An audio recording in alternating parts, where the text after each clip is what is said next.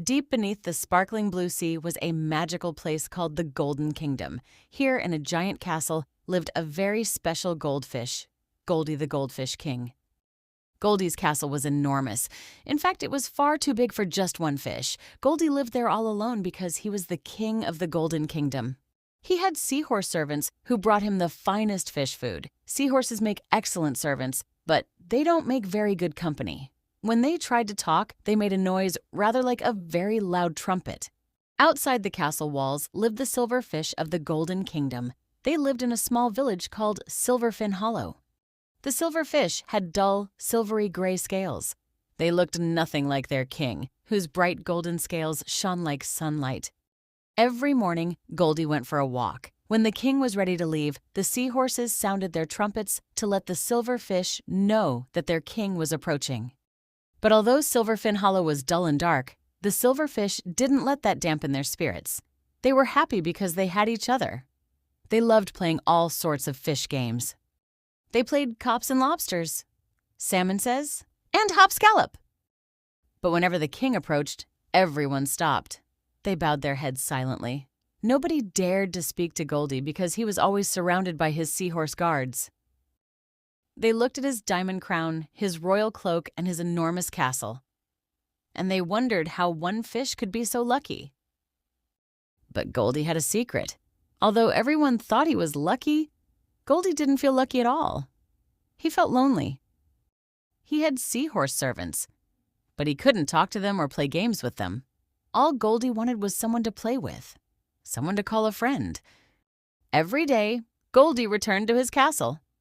At night, he would lie in his enormous bed and listen to the sounds of everyone playing outside. He dreamed of joining them. He dreamed of having lots of friends. Then one morning, Goldie followed his usual routine. He had no idea that this day would change his life forever. When the time came for his daily walk, the seahorses played their usual song. And the great castle gates opened. But suddenly, Goldie was blinded by the brightest light he had ever seen.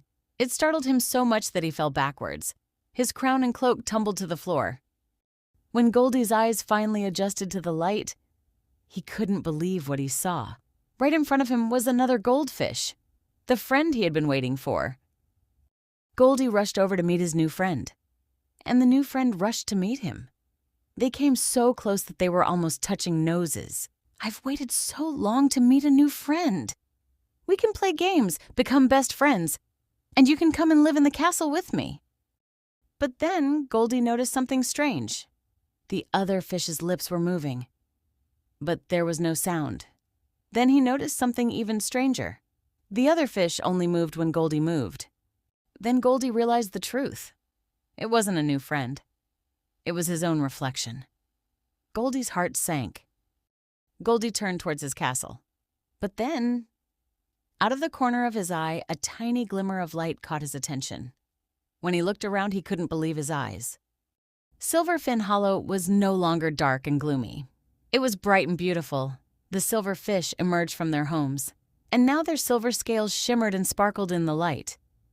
The silver fish had heard Goldie talking to his reflection. One of them slowly swam over. "We never knew you felt like that. We never thought you would be interested in playing our games with us. Would you like to join us for a game of finball?" Goldie was ecstatic. At last, he had the friends he had always wanted. He played the games he had always dreamed of playing. They played together all day long, and Goldie had the best day of his life. From that day on, Goldie became best friends with everyone in Silverfin Hollow. The castle doors were always open. The silverfish could come and go whenever they pleased. They had parties in the castle with the seahorse band. They played their games all day and danced the night away.